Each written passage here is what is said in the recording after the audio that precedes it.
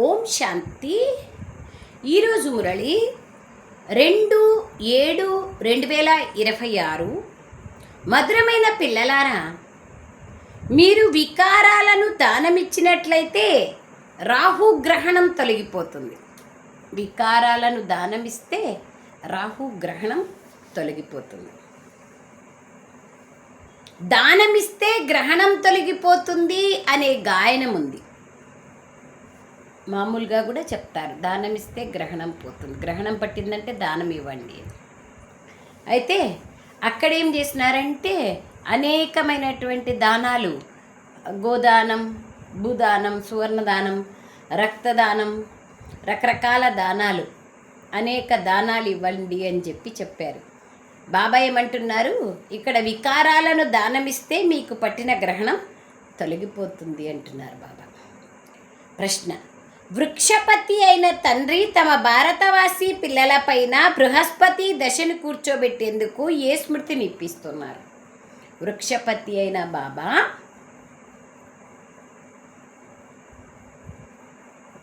బృహస్పతి దశను మనకి ఇప్పించడానికి ఏ స్మృతిని ఇప్పిస్తున్నారు? మనల్ని బృహస్పతి దశలోకి తీసుకెళ్లేందుకు వృక్షపతి అయిన బాబా ఏ స్మృతిని ఇప్పిస్తున్నారు? జవాబు: ఓ భారతవాసి పిల్లలు, మీ ఆది సనాతన దేవీ దేవత ధర్మం అతి శ్రేష్టమైనదిగా ఉండేది. మీరు సర్వగుణ సంపన్నులుగా 16 కళా సంపూర్ణులుగా ఉండేవారు. సాగరుడినైన నా పిల్లలైన మీరు కామాగ్నిలో కూర్చొని నల్లగా అయిపోయారు. మీకు గ్రహణం పట్టింది. ఇప్పుడు నేను మిమ్మల్ని మళ్ళీ సుందరంగా తయారు చేయడానికి వచ్చాను. ఈ స్మృతి కలగడంతో బృహస్పతి దశ కూర్చుంటుంది. రాహు దశ పోయి, శని దశ పోయి, బృహస్పతి దశ కూర్చుంటుంది. ఎప్పుడు బాబా యొక్క స్మృతిని మనం స్మృతి చేస్తే మేమే దేవతలుగా ఉంటిమి, మేమే 16 కళా సంపూర్ణులుగా ఉంటిమి, మేమే ఇప్పుడు కింది దిగుతూ మాకు గ్రహణం పట్టింది, కళావిహీనులుగా అయిపోయినాం, కామాగ్నిలో ఉన్నాం అనే స్మృతి బాబా మనకి ఇప్పించి బృహస్పతి దశను కూర్చోబెడుతున్నారు. పాట: ఓం నమః శివాయ. ఓం శాంతి. ఓం శాంతి బాబా. ఇందులో ఎవరి మహిమను విన్నారు? బాబా మహిమను. ఉన్నతోన్నతమైన తండ్రి పరంపిత పరమాత్మనే. లౌకిక తండ్రి గురించైతే ఇలా ఎవ్వరూ చెప్పరు. ఆత్మలందరి పారలౌకిక తండ్రి ఉన్నతోన్నతమైన వారని పిల్లలకు తెలుసు. వారి పేరే శివ.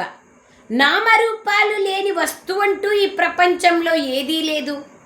ఈ సమయంలో అందరికీ రాహుగ్రహణం పట్టుకొని ఉంది. అందుకే దీనిని ఇనుపయుగము అంటారు. దశలు కూడా ఉంటాయి కదా, బృహస్పతి దశ, శుక్ర దశ, రాహు దశ, శని దశ అని. ఇప్పుడు మీ పైన బృహస్పతి దశ ఉంది. శివబాబా ఉన్నతోన్నతమైన భగవంతుడు. వారి మహిమని విన్నారు. వారి అసలు పేరు శివ. అనేక రకాల పేర్లు పెట్టేసినారు. సోమనాథుడు, బబుల్నాథుడు, రకరకాల పేర్లు లెక్కలేనన్ని. పతిత పావనుడు, దివ్య దృష్టి విధాత, దివ్య బుద్ధి విధాత, అమరనాథుడు, కేదార్నాథుడు, మల్లికార్జునుడు, అనేక మంజునాథుడు, రకరకాల పేర్లను పెట్టేస్తున్నారు శివునికి ఆయన చేసే కర్తవ్యాలను బట్టి. నా పేరు సత్యమైన పేరు శివుడు అంటున్నారు బాబా. నా అసలు పేరు శివ బాబా. తండ్రి అర్థం చేయిస్తున్నారు. నేను బీజరూపుణ్ణి, చైతన్యుణ్ణి. సచ్చిదానంద స్వరూపుడు అంటారు కదా, చైతన్యమైన తండ్రి ఆయన బీజరూపుడు. వారిని సత్యమైన వారు, చైతన్యమైన వారు అంటారు. అలాగే వారిని సుఖసాగరుడు, ఆనంద సాగరుడు, శాంతి సాగరుడు అంటారు. మహిమ అంతా ఆ ఒక్క బాబాది. భారతవాసులు మహిమను పాడతారు కానీ ఏమీ అర్థం చేసుకోరు. పూర్తిగా రాతి బుద్ధి కలవారిగా అయిపోయారు. రాతి బుద్ధి కలవారిగా ఎవరు చేశారు? దేహభ్రాంతి లేకపోయి మనమే అయినాము. ఎవరు చేయలేదు, రావణుడు చేశాడు అంటున్నారు బాబా. సత్యుగంలో భారతవాసులు పారసబుద్ధి కలవారిగా ఉండ్రి. 5000 సంవత్సరాల క్రితం ఈ భారతదేశం పారసపురిగా ఉండేది, దేవతలపురిగా, సత్వప్రధానంగా ఉండేది. అందులో దేవీ దేవతలు ఉండేవారు. భారతదేశమే అవినాశీ ఖండంగా గాయనం చేయబడింది. భారతదేశంలోనే పారసబుద్ధి కలిగిన దేవతలు ఉండేవారు. ఈ సమయంలో రాతి బుద్ధి కలిగిన పతితులు ఉన్నారు. పతితులుగా ఎలా అవుతారు? ఇది కూడా బాబా వచ్చి అర్థం చేయిస్తారు. ద్వాపరం నుండి కామాగ్ని పైన కూర్చొని నల్లగా అయిపోతారు. కామాగ్నిలో అందరూ భస్మం అయిపోయినారు. అందులో విశేషంగా భారతదేశానికి చెందిన విషయం ఇది. భారతదేశంలోనే పారసబుద్ధి కల దేవతల రాజ్యం ఉండేది. దానిని విష్ణుపురి అంటారు, రామరాజ్యము అంటారు. ఈ విషయాన్ని బాబా వచ్చి తెలియచేస్తున్నారు. మధురాతి మధురమైన ప్రియమైన పిల్లలు, మీరు సత్యుగంలో ఉన్నప్పుడు సర్వగుణ సంపన్నులుగా ఉంటిరి. ఇది మీ మహిమ. అక్కడ వికారాలే ఉండవు సత్యుగంలో. ద్వాపరం నుండి రావణ్ణి పంచవికారాల రాజ్యం ప్రారంభమయ్యింది. ఇప్పుడు రామరాజ్యం మారి రావణ రాజ్యంగా అవుతోంది. ఇప్పుడు గ్రహణం పట్టింది. భారతదేశము పూర్తిగా నల్లగా అయిపోయింది. బృహస్పతి దశ అన్నింటికంటే బాగుంటుంది. భారతదేశం పైన బృహస్పతి దశ సత్యుగంలో ఉండేది. తర్వాత త్రేతాలో శుక్రదశ. అప్పుడు 2 కళలు తగ్గుతాయి. దాన్ని వెండి యుగం అంటారు. తర్వాత ద్వాపర కలియుగాలు. ఇలా మెట్లు దిగుతూ దిగుతూ శని దశ ఏర్పడింది. రాహు దశ, శని దశ ఏర్పడింది. సూర్యునికి గ్రహణం పట్టినప్పుడు దానమిస్తే గ్రహణం తొలగిపోతుంది అంటారు. ఇప్పుడు ఆత్మిక తండ్రి పిల్లలకు అర్థం చేయిస్తున్నారు. ఇది ఆత్మిక జ్ఞానం. ఇది శాస్త్రాల జ్ఞానం కాదు. శాస్త్రాల జ్ఞానాన్ని భక్తి మార్గం యొక్క జ్ఞానం అంటారు. సత్య త్రేతాయుగాలలో భక్తే ఉండదు, దుఃఖం ఉండదు, దేహభ్రాంతి ఉండదు, కుకర్మ ఉండదు, భక్తి ఉండదు. జ్ఞానము, భక్తి మరియు వైరాగ్యము అంటారు. అనగా జ్ఞానము ద్వారా భక్తి పైన వైరాగ్యం. ఈ పాత ప్రపంచం పైనే వైరాగ్యం రావాలి. ఇది శూద్రవర్ణం. బ్రాహ్మణులు, దేవతలు, క్షత్రియ, వైశ్య, శూద్రవర్ణాలను విరాట రూపంలో చూపిస్తారు. బ్రాహ్మణ వర్ణాన్ని చూపించలేదు. ఇది భారతదేశం యొక్క కథయే. విరాట్ రూపము, విరాట్ రూపం అంటే విష్ణువు యొక్క సహస్రబాహువుల రూపం. విరాట రూపాన్ని తయారు చేస్తారు కూడా. కానీ రాతి బుద్ధి కలవారు అర్థమే చేసుకోరు. రాతి బుద్ధి ఎందుకుంది? ఎందుకంటే పతితంగా అయినారు. భారతవాసులే పారసబుద్ధి కలవారిగా ఉండిరి. సంపూర్ణ నిర్వికారీలుగా ఉండిరి. నేటికి 5000 సంవత్సరాల క్రితం భారతదేశం స్వర్గంగా ఉండేది. ఇంకే ఖండము ఉండేది కాదు. ఈ విషయాలను బాబా కూర్చొని అర్థం చేయిస్తున్నారు. ఈ రాజయోగాన్ని ఎవరు నేర్పిస్తారు? శివాచార్యుడు. వారు జ్ఞానసాగర్లు. మనుషులు ఎవరిని జ్ఞానసాగర్లు, సర్వుల పతిత పావన్లు అన్నారు. సర్వుల ముక్తి ప్రదాత ఒక్క బాబానే. దుఃఖపు సమయంలో రావణ్ నుండి ముక్తులుగా అయ్యేందుకు తండ్రియే స్వయం వస్తారు. తర్వాత వారు గైడ్గా అయ్యి తీసుకెళ్తారు. వారిని ఆత్మిక పండ అంటారు.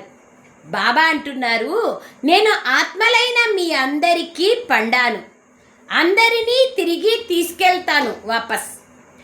నా వంటి గైడ్ ఇంకెవ్వరు లేరు. ఉన్నతోన్నతమైన మార్గదర్శకుడు, ముక్తి జీవన్ముక్తి ప్రదాత కదా. గాడ్ ఫాదర్ ఏ ముక్తి ప్రదాత, గైడ్, ఆనంద స్వరూపుడు, ఆనంద సాగరుడు, శాంతి సాగరుడు, ఆయన ముక్తి ప్రదాత. వారందరిపైన దయ చూపిస్తారు. సర్వోదయుడు. ఈ ప్రపంచంలో సర్వోదయ లీడర్ అని పేరు పెట్టుకుంటారు, కానీ అందరిపైన చూపించరు. ఎందుకంటే సాగరుని పిల్లలందరూ కామాగ్నిలో కాలి చనిపోయారు. అందులో కూడా విశేషంగా ఈ భారతదేశానికి సంబంధించిన విషయం విధంగా గాయనం చేస్తారు. బాబా అంటున్నారు, మీరు 16 కళ సంపూర్ణులుగా, సంపూర్ణ నిర్వికారీలుగా ఉండేవారు. ఇప్పుడు కామాగ్ని పైన కూర్చొని మీరు ఎలా తయారైపోయారో చూడండి. ఇప్పుడు మళ్ళీ తండ్రి వచ్చారు. వృక్షపతి అయిన తండ్రి వచ్చి మనుష్య మాతృల పైన బృహస్పతి దశను కూర్చోబెడుతున్నారు. పూర్తి విశ్వం పైన, ముఖ్యంగా భారతదేశం పైన ఈ సమయంలో రాహు గ్రహణం పట్టుకుంది. బాబా అంటున్నారు, నేనే వచ్చి పూర్తి ప్రపంచాన్ని, ముఖ్యంగా భారతదేశాన్ని గతి సద్గతి ఇస్తాను. భారతదేశానికి మీరు ఇక్కడికి పారసబుద్ధి కలవారిగా అయ్యేందుకే వచ్చారు. బాబా దగ్గరికి మనము పారసబుద్ధి కలవారిగా అయ్యేందుకే వచ్చాం. రాతి బుద్ధి నుండి పారసబుద్ధిగా. వారు అత్యంత ప్రియమైన తండ్రి, ప్రేయసీలందరికీ ప్రియుడు ఒక్కరే. అన్ని దేశాలలోనూ లింగాన్ని తప్పకుండా తయారు చేస్తారు, ఎందుకంటే వారందరికీ తండ్రి కదా. శివుని మందిరాలు భారతదేశంలో చాలా ఉన్నాయి, లెక్కలేనన్ని. ఊర్లోనూ శివాలయం ఉంటుంది, శివాలయం లేని ఊరే ఉండదు. వాటిని శివాలయాలు అంటారు.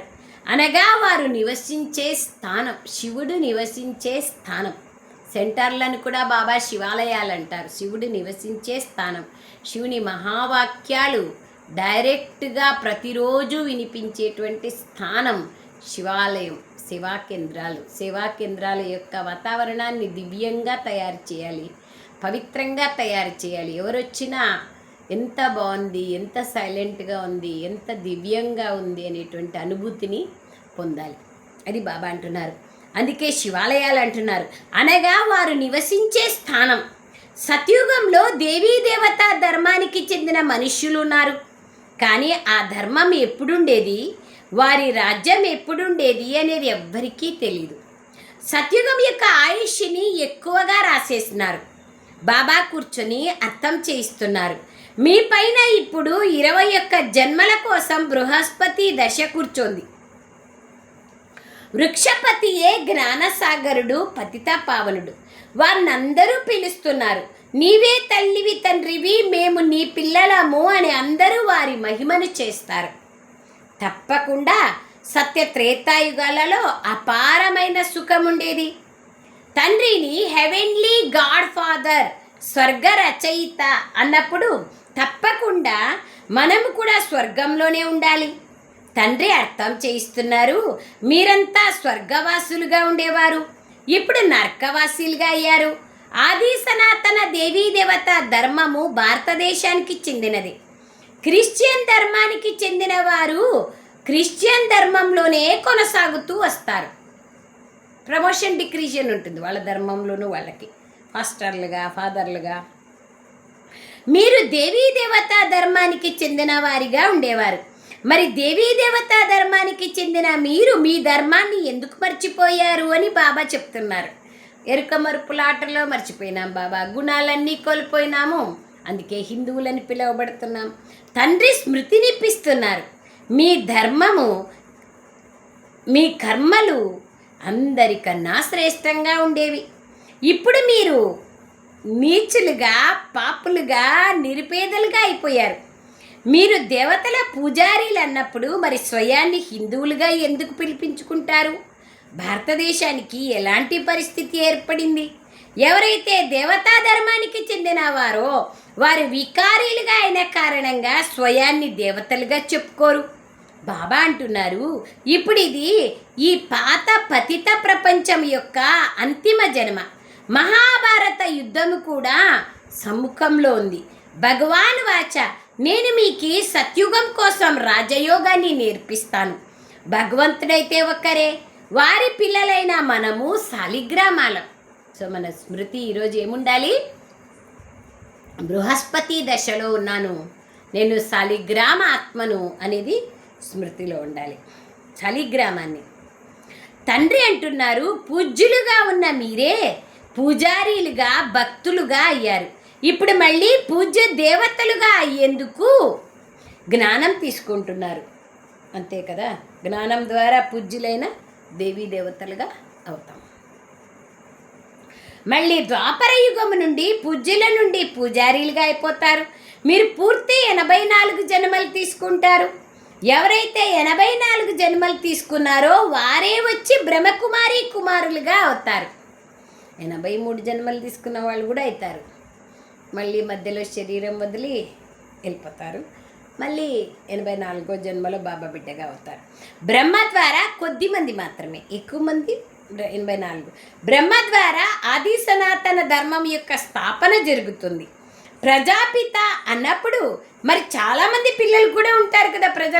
ప్రజలకి తండ్రి అంటే, ప్రజలంటే ఏమి 2-3 ఉంటారు, ఏమన్నా చాలామంది ఉంటారు. వారైతే తప్పకుండా ఇక్కడే ఉంటారు సాకార ప్రపంచంలో, మానవలోకంలో ఎంతమంది ప్రజలు ఉన్నారు. ఈ బ్రాహ్మణులే మళ్ళీ దేవతలుగా అవుతారు.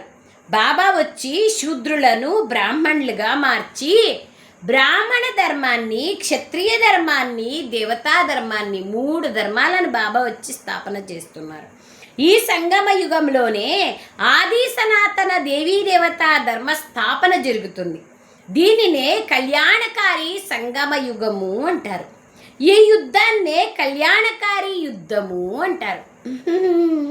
అందుకే వాళ్ళు కూడా ఏం చేసినారు, ఇరాన్ ఇరాక్ వాళ్ళు పవిత్ర యుద్ధము అనే పేరుతో అంతర్యుద్ధము, ఈ యుద్ధము బయట జరిగే బహిర్యుద్ధం కాదు, ధర్మయుద్ధము, లోపల జరిగే అంతర్యుద్ధాన్ని బాబా చెప్తున్నారు కళ్యాణకారి యుద్ధం అని. ఈ వినాశనం తర్వాతనే స్వర్గద్వారాలు కూడా తెరుచుకుంటాయి. బయట ప్రపంచంలో కూడా జరిగే యుద్ధం తర్వాత కూడా స్వర్గ ద్వారాలు తెరుచుకుంటాయి. ఇక్కడికి స్వర్గవాసులుగా అయ్యేందుకు మరియు విష్ణుపురిలోకి వెళ్ళేందుకు వచ్చారు. పిల్లలైన మీ పైన ఇప్పుడు అవినాశి బృహస్పతి దశ ఉంది. అవినాశి బృహస్పతి దశ, అవినాశిగా ఉండాలి. 16 కళ సంపూర్ణులు అంటారు. తర్వాత 2 కళలు తగ్గిపోతాయి. అప్పుడు శుక్రదశ అంటారు.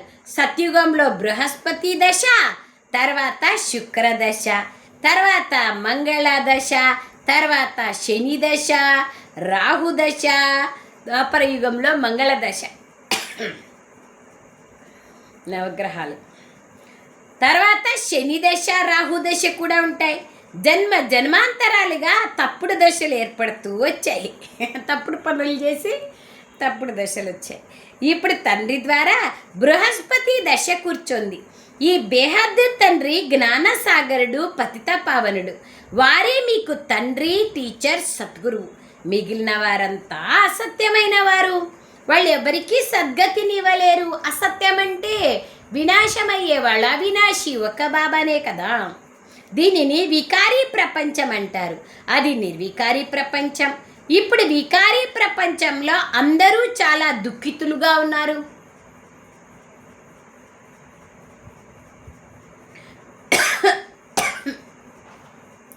యుద్ధాలు, గొడవలు ఏమేమో జరుగుతున్నాయి. దీనినే అనవసరమైన రక్తపాతము అంటారు. ఏ తప్పు లేకపోయినా కూడా ఏమేమో చేస్తూ ఉంటారు. ఒకే ఒక్క బాంబునేస్తారు. అది ఎటువంటిదంటే ఒక్కదానితో అంతా వెంటనే సమాప్తమైపోతుంది. ఇది అదే సంగమయుగ సమయం. దేవతలైన మీకోసం మళ్ళీ కొత్త ప్రపంచం కావాలి కదా. ఇప్పుడు బాబా అంటున్నారు, మధురాతి మధురమైన పిల్లలు మన్మనాభవ. ఇలా ఏ తండ్రి చెప్పారు? శివబాబా. వారు నిరాకారులు.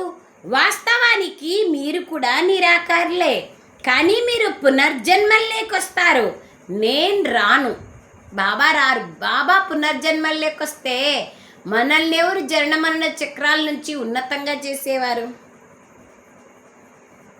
రారు కదా బాబా. ఈ సమయంలో అందరూ పతితంగా ఉన్నారు. ఒక్కరు కూడా పావనమైన వారు లేరు.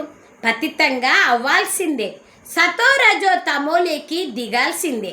ఈ సమయంలో మొత్తం వృక్షమంతా శిథిలావస్థకు చేరుకుంది. ప్రపంచం పూర్తిగా పాతదైపోయింది. ఇప్పుడు మళ్ళీ దీనిని కొత్తగా తయారు చేయాల్సి ఉంటుంది. పతిత ప్రపంచంలో ఎంతమంది మనుష్యులు ఉన్నారో చూడండి. పావన ప్రపంచంలో చాలా కొద్ది మంది రాజ్యం చేస్తారు. అక్కడ ఒకే ధర్మం ఉండేది. ఇంకా వేరే ధర్మాలే ఉండవు. భారతదేశాన్నే హెవెన్ అని అంటారు. ఒక్క సెకండ్లో సూర్యుడే చంద్రునిగా మారతారు.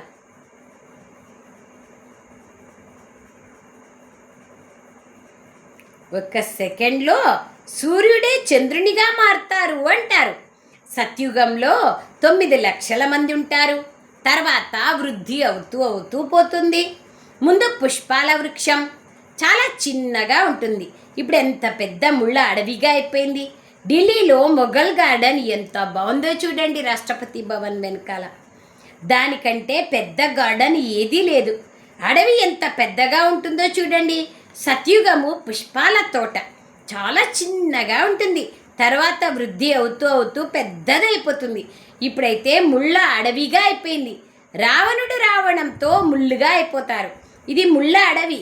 పరస్పరంలో కొట్లాడుకుంటూ పోట్లాడుకుంటూ ఉంటారు. ఒకరికొకరు చంపుకుంటూ ఉంటారు. ఎంత క్రోధం ఉంది! కోతి కన్నా కూడా నీచమైన వారిగా అయిపోతున్నారు. రాక్షసుల కన్నా నీచమైన వారిగా. బాబా అంటున్నారు, నా ప్రియమైన పిల్లలు, మీ పైన ఇప్పుడు వృక్షపతి దశ ఉంది. ఇప్పుడు దానమిస్తే గ్రహణం తొలగిపోతుంది. సంపూర్ణ నిర్వికారులుగా ఇప్పుడు ఇక్కడే అవ్వాలి. తర్వాత ఈ శరీరాన్ని వదిలి వెళ్ళి శివాలయం లేకొస్తారు. శివాలయంలో చాలా సుఖం ఉంటుంది. దేవీ దేవతల రాజ్యం ఉంటుంది. సత్యుగాన్ని శివాలయం అంటారు. కలియుగాన్ని వేశ్యాలయము అంటారు. సత్యుగాన్ని శివాలయం అంటారు. కలియుగాన్ని వేశ్యాలయం అంటారు. ఈ వేశ్యాలయాన్ని రావణుడు స్థాపన చేశాడు. ఇప్పుడు బాబా అంటున్నారు, పతితము నుండి పావనంగా అవ్వాలి. ఎలా అవుతారు? త్రివేణిలో లేదా గంగలో స్నానం చేయడంతో పావనంగా అవుతారా? అట్లయితే ఇంకేముంటాండా, అందరు పోయి ఆడే మునగచ్చు. ఇలాగైతే జన్మ జన్మాంతరాలుగా స్నానం చేస్తూ వచ్చినారు కదా, మునుగుతూ వచ్చినారు కదా. కోట్లాది మంది మనుషులు పోయి స్నానం చేస్తారు. చాలా నదులు, కాలువలు, చెరువులు మొదలైనవి ఉన్నాయి. ఎక్కడ నీళ్ళని చూస్తే అక్కడికి వెళ్ళి స్నానాలు చేస్తారు. ఎందుకంటే తమను తాము పతితులుగా భావిస్తారు. యావదో నీళ్ళు పైన తలపైన పోసుకుంటారు, ఏదేదో చేస్తారు పాపం పవిత్రంగా కావాలని. ఇప్పుడు పారసనాథుడు మిమ్మల్ని పారసబుద్ధి కలవారిగా తయారు చేస్తున్నారు. ముఖ్యమైన విషయం ఇది కదా. ఇప్పుడు పావనంగా కావాలి అంటే నీళ్ళలో మునిగితే పావనంగా ఎలా అవుతాము? అట్లా పావనంగా నీళ్ళలో మునిగితే అయ్యేట్లుంటే ఇంకెందుకు ఇంత భక్తి, జపము, తపము, దాన పుణ్యాలు, ఇవన్నీ యజ్ఞయాగాదులు, పొర్లు దండాలు ఎన్నెన్ని చేస్తారు. అన్ని ఆవశ్యకత లేదు కదా. సో బాబా అంటున్నారు, పారసనాథుడు మిమ్మల్ని పారసబుద్ధి కలవారిగా చేస్తున్నారు. మరి ఇటువంటి పారసనాథుడైన తండ్రిని ఎంత ప్రేమగా స్మృతి చేయాలి, అంతే కదా. తప్పకుండా ప్రేమగా స్మృతి చేయాలి కదా. ఆయన లేకుంటే, ఆయన స్మృతియే మన జీవితానికి ఆధారం. బాబా స్మృతి లేదంటే మన జీవితమే లేదు. అచ్చా, मीठे मीठे सिखलदे बच्चों प्रति माता पिता बाप दादा का याद प्यार और गुड मॉर्निंग. रूहानी बाप की रूहानी बच्चों को नमस्ते. हम रूहानी बच्चों की रूहानी माता पिता बाप दादा को याद प्यार गुड मॉर्निंग और नमस्ते नमस्ते नमस्ते. बाबा नमस्ते. ధన్యవాదాలు తండ్రి, ధన్యవాదాలు. ఎన్ని రకాలుగా చెప్తారు బాబా మురళి. ఏదో ఒక రకంతో ఏ ఆత్మ అయినా పరివర్తన కావాలా అని. సారాంశం, ఈ ముళ్ళ ప్రపంచం నుండి పూల తోటలోకి వెళ్ళేందుకు వికారాల ముళ్ళేవైతే ఉన్నాయో వాటిని తొలగించుకోవాలి. ఇది ముఖ్యమైన విషయం. ఈ ముళ్ళ ప్రపంచం నుంచి పూల తోటలోకి వెళ్ళేందుకు ముళ్ళు వికారాలు ఏవైతే ఉన్నాయో వాటిని తొలగించుకోవాలి. పారసంగా తయారు చేసే తండ్రిని చాలా ప్రేమగా స్మృతి చేయాలి. పారసంగా తయారు చేసే తండ్రిని చాలా ప్రేమగా స్మృతి చేయాలి. సెకండ్ విషయం,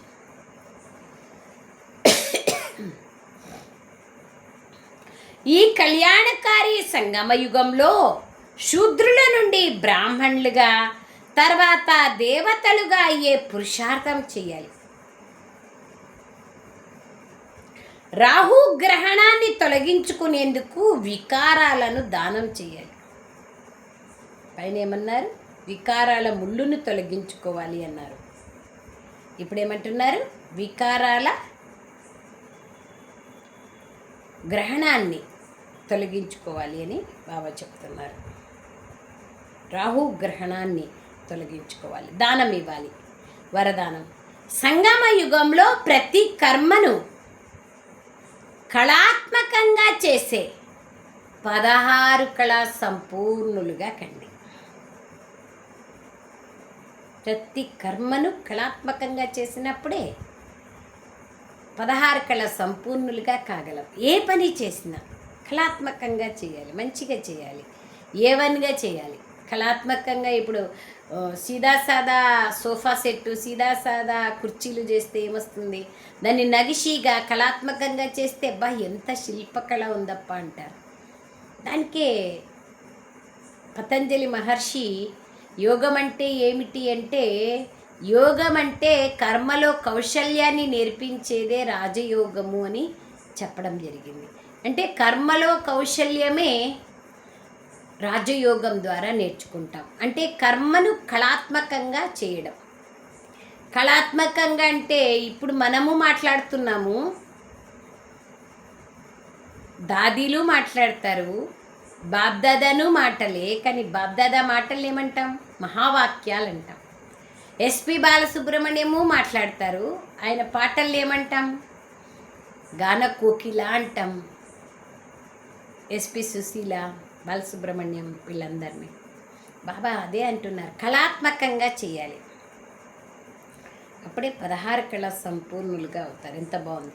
సంగమ యుగం విశేషంగా కర్మరూపి కళను చూపించే యుగం.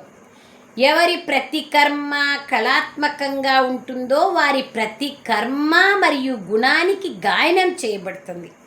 16 కళా సంపన్నులు అనగా ప్రతి నడవడిక సంపూర్ణ కళారూపంగా కనిపించాలి. ఇదే సంపూర్ణ స్థితికి గుర్తు. సాకార బాబా యొక్క మాటలు, నడవడిక అన్నింటిలోనూ విశేషత చూశారు కదా. అది కళగా ఉండేది కదా. లేవడంలోనూ, కూర్చోవడంలోనూ, చూడడంలోనూ, నడవడంలోనూ అన్నింటిలోనూ కళ ఉండేది. అన్నింటిలోనూ అతీతమైన స్థితి మరియు విశేషత ఉండేది. కావున అలా బాబాను ఫాలో చేస్తూ 16 కళా సంపన్నులుగా అవ్వండి. స్లోగన్. ఎవరైతే వెంటనే పరిశీలించి నిర్ణయాన్ని తీసుకుంటారో వారే శక్తివంతులు. ఎవరి మనస్సు స్వచ్ఛంగా ఉంటుందో, బుద్ధి దివ్యంగా ఉంటుందో వారే పరిశీలించగలరు, నిర్ణయం చేయగలరు కదా. పవిత్ర హంసలే కదా, పరిశీలిస్తారు, నిర్ణయం తీసుకుంటారు. అవ్యక్త ప్రేరణ. అవ్యక్త ప్రేరణ చాలా బ్యూటిఫుల్గా ఉంది. మే, జూన్, జూలై విశేషంగా తపస్సు నెల కదా. బాబా అదే పనిగా మధుబనం నుంచి మౌంట్ అబులో కూడా అనేక రకాలుగా గ్రూపులుగా విభజించి మధుబన్ నివాసీలు కూడా పీస్ పార్క్కి వెళ్ళి తపస్సు చేస్తున్నారు. లాస్ట్ ఆఖరి టర్న్ కూడా అయిపోయింది మొన్న. అట్లాగే మనం కూడా అంతే, ఏదో ఒక రూపంలో మనకి మనము ఒక బిజీ పెట్టుకొని తపస్సు చేసేది అభ్యాసం చేయాలి. జ్వాలాముఖి తపస్య చేయాలి. చూడండి ఇప్పుడు బాబా ఈ యొక్క నెల అవ్యక్త ఇషారా ఏం చెప్తున్నారంటే, జ్వాలాస్వరూప స్థితిలో ఉంటూ శక్తిశాలి స్మృతిని అనుభవం చేయండి. పిల్లలైన మీ యోగం ఎప్పుడైతే జ్వాలాస్వరూపంగా అంటే శక్తిశాలిగా అవుతుందో అప్పుడు పవిత్రత అగ్ని సెకనులో విశ్వంలోని చెత్తను భస్మం చేస్తుంది. పవిత్రతకు చెందిన ఈ శక్తి గొప్ప శక్తి. అంతిమంలో ఎప్పుడైతే మీరు సంపూర్ణ పవిత్రంగా అయిపోతారో అప్పుడు మీ శ్రేష్ఠ సంకల్పాల లగన్ అనే అగ్ని ద్వారా ఈ చెత్తంతా భస్మమైపోతుంది. జ్వాలాస్వరూప స్థితి ద్వారానే వ్యర్థ సంకల్పాల చెత్త, వికారాల చెత్త అంతా సమాప్తమైపోతుంది. వికారాలు ముళ్ళనండి లేదా గ్రహణం అనండి అన్నీ దూరం కావాలంటే ఒక్క పవిత్రతా శక్తి, శ్రేష్ఠ కర్మల శక్తి అనేది అవసరం. జ్వాలాస్వరూప యోగం అనేది ఉండాలి. అచ్చా. ఓం శాంతి బాబా. ధన్యవాదాలు తండ్రి, ధన్యవాదాలు.